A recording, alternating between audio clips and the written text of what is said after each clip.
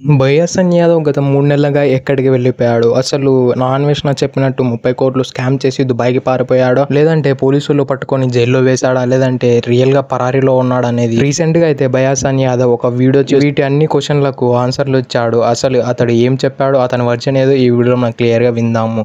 ఇక లేట్ చేయకుండా let's get into the video. ముందుగా అతను చెప్పిన పాయింట్ ఏమిటంటే నా అన్వేషణకు మరియు బయాసన్ యాదవ్‌కి ఫస్ట్ వచ్చిన గొడవ ఏంటి? అసలు ఆ గొడవ ఏ దాని వల్ల స్టార్ట్ అయిందనేది కొంచెం చిన్నగా ఎక్స్ప్లెయిన్ చేశాడు. ఫస్ట్ నా అన్వేషణ బయాసన్ యాదవ్ పైన గొడవ పెట్టుకోవాలి అని అనుకున్న రీజన్ అయితే బయాసన్ యాదవ్ చెప్పిన దాని ప్రకారం అయితే బయాసన్ యాదవ్ అమెరికాకు బైక్లో వెళ్ళాడని ఒక వీడియో చేశాడు. అది రియల్ అని అతడు ప్రూఫ్ కూడా చూపించాడు.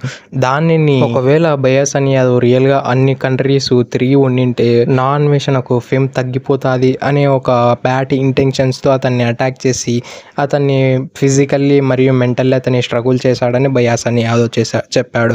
బయాసన్ యాదవ్ అయితే ఇండియా టు యూఎస్ఏ దాదాపు 1.5 సంవత్సరం వెళ్ళాడు. అందులో 45,000 కిలోమీటర్లు మరియు ఆ ఒక వీడియో పబ్లిష్ చేయగానే అతడు ఏకంగా 2 లక్షల ఫాలోవర్స్ని అయితే గెయిన్ చేశాడు. అలానే 25 కంట్రీల బార్డర్లు దాటి వెళ్ళిపోయాడు. అతడు నా అన్వేషణ దీనిపైన ఎలిగేషన్ వేస్తూ అసలు అతడు రోడ్వేలో ఈ 25 కంట్రీలు దాటకుండా అతడు జస్ట్ ఆ షిప్పింగ్ చేయించాడు హైదరాబాద్ నుంచి అమెరికాకు అని చెప్పాడు.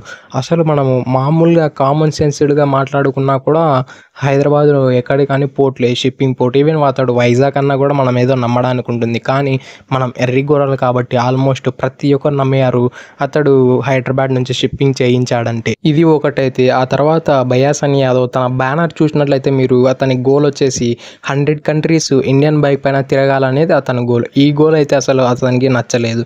ఇది కూడా ఒక రీజన్ అయ్యి ఉండవచ్చు బయాసన్ యాదవ్ పైన అతడు మెంటల్లీ అటాక్ చేయడం. ఎందుకంటే ఒక పర్సన్ బైక్లో కూర్చొని ఆ స్ట్రగుల్ ఫేస్ చేసి 100 కంట్రీలు తిరిగితే అతడే గొప్ప అంటారు.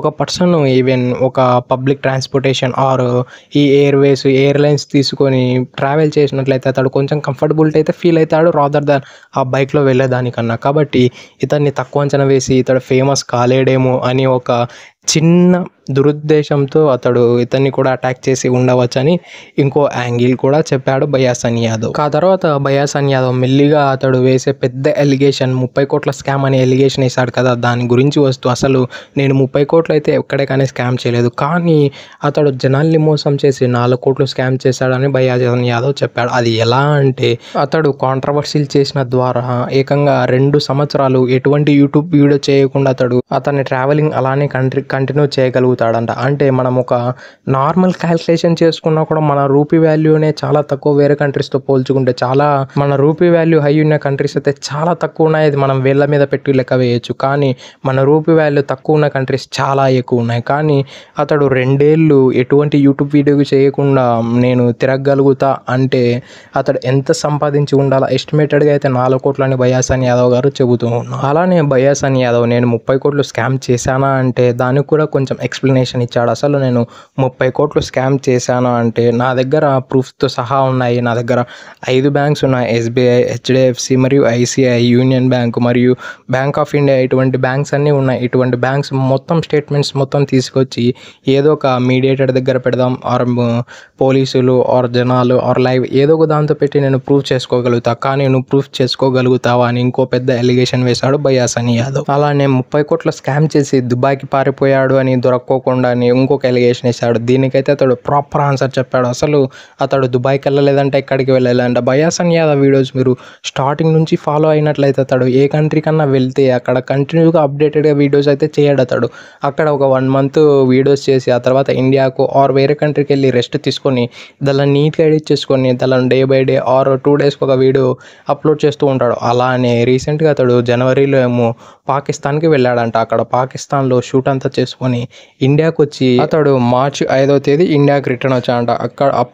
అప్పటికే ఈ నా అన్వేషణ వేసిన అలిగేషన్స్ అయితే పెద్ద వైరల్ అయిపోయి అతనిపైన ఏకంగా 3 ఎఫ్ఐఆర్ ఫైల్ అయినాయంట ఏపీ మరియు తెలంగాణలో మరియు అతని లోకల్ స్టేట్లో. అలానే 89 సెక్షన్స్ పెట్టారంట అతని పైన. ఈడి వరకు ఒక లెక్క, ఇదంతా ఒక లెక్క అయితే ఆ తర్వాత తన హౌస్ గురించి వచ్చి అతని హౌస్ చూపించి ఏకంగా 8 కోట్లు పెట్టి కట్టారు, ఆ 8 కోట్లు ఈ జనాలలో దోచాడు అని ఇంకో పెద్ద అలిగేషన్ వేశాను నా అన్వేషణ. దీనికి అతడు జవాబు చెప్తూ ఈ 8 కోట్లు అసలు ఆ ఇండ్లు 8 కోట్లు వాల్యూనే చేయదు. ఇఫ్ ఇన్ కేసు 8 కోట్ల వాల్యూనే చేసేదైతే ఆ నాన్ వెజ్నే వచ్చి 8 కోట్లకు అమ్మించినట్లయితే డెఫినెట్లీ అతనికి మేము 6 కోట్లు ఇచ్చేస్తాం, 2 కోట్లు మేము పెట్టుకుంటామన్నారు. రియల్గా అంత వాల్యూ చేసేదైతే భయ్యా సన్నీ యాదవ్ కూడా అంత ఓపెన్ స్టేట్మెంట్ అయితే నాన్ వెజ్ని అయితే ఒక ఎర్రిపువ్వు కాబట్టి అటువంటి స్టేట్మెంట్స్ అయితే ఇస్తూ ఉన్నాడు. ఇప్పుడు నాన్ వెజ్న ఇన్ని అలిగేషన్స్ చేశాడు. ఇఫ్ ఇన్ కేసు భయ్యా సన్నీ యాదవ్ రియల్గా 30 కోట్లు స్కామ్ చేశాడు అని ఒకవేళ నాన్ వెజ్న ప్రూఫ్ చూపించినట్లు ఆర్ ప్రూవ్ చేసినట్లయితే డెఫినెట్లీ భయ్యా సన్నీ యాదవ్ అయితే ఏం చెప్పాడంటే లిటరల్లీ ఆ 30 కోట్లు వద్దు, ఆ 30 కోట్లలో కేవలం 20% అయినా 5 కోట్లు ఉంది అని ప్రూవ్ చేసినా కూడా నా దగ్గర ఉన్న ఆస్తి, నా దగ్గర ఉన్న బైక్స్ మొత్తం ఒక ఆర్ఫనైజ్ ఆర్ గవర్నమెంట్కైనా డొనేట్ చేసి పడేస్తాను ఒక బిగ్ స్టాండ్ తీసుకున్నాడు భయ్యా సన్నీ యాదవ్. అంటే అతడైతే ఏ తప్పు చేయలేదని మనకైతే ఇక్కడ క్లియర్గా అనిపిస్తుంది. మెయిన్లీ అతడైతే ఇప్పుడు అండర్ కోర్టు ఉన్నాడు కాబట్టి అతడు ఏ చిన్న తప్పుగా మాట్లాడినా కూడా డెఫినెట్లీ అది కోర్టుకు అడ్వాంటేజ్ అవుతుంది కాబట్టి అతడు ఒళ్ళు జాగ్రత్త పెట్టుకొని అన్ని నిజాలే చెప్పినట్లయితే నాకు అనిపిస్తూ ఉంది. అలానే ఇక ఎన్ని వార్నింగ్లు ఇచ్చి ఇక రానున్న 2 రోజులలో వాడు ఒకవేళ రియల్ మొగాడు అని అనిపించుకున్న వాడైతే డెఫినెట్లీ నువ్వు ఆ ఛాలెంజ్ని యాక్సెప్ట్ చేసి లైవ్లోకి రమ్మని భయ్యా సన్నీ యాదవ్ అయితే ఓపెన్ ఛాలెంజ్ అయితే విసిరాడు. ఇక ఈ కాంట్రవర్సీలో మీకేమనిపించింది? ఒకవేళ భయ్యా సన్నీ యాదవ్ కరెక్టా లేదంటే నాన్ వెజ్న కరెక్ట్? ఈ వీడియో కింద కామెంట్ చేసి తెలపండి. ఇక ఈ కాంట్రవర్సీ మీద అప్డేట్స్ అయితే ఈ ఛానల్లో వస్తూనే ఉంటాయి కాబట్టి ఈ ఛానల్ని మీరు సబ్స్క్రైబ్ చేసి పెట్టుకుంటే మీరు అప్ టు డేట్ ఉండే అవకాశాలు చాలా ఎక్కువగా ఉన్నాయి. That's it for today. ఇలాంటి మరిన్నో వీడియోల కోసం మన ఛానల్ సబ్స్క్రైబ్ చేసి డైలీ ఫాలో కండి. Thank you for it. Have a nice day.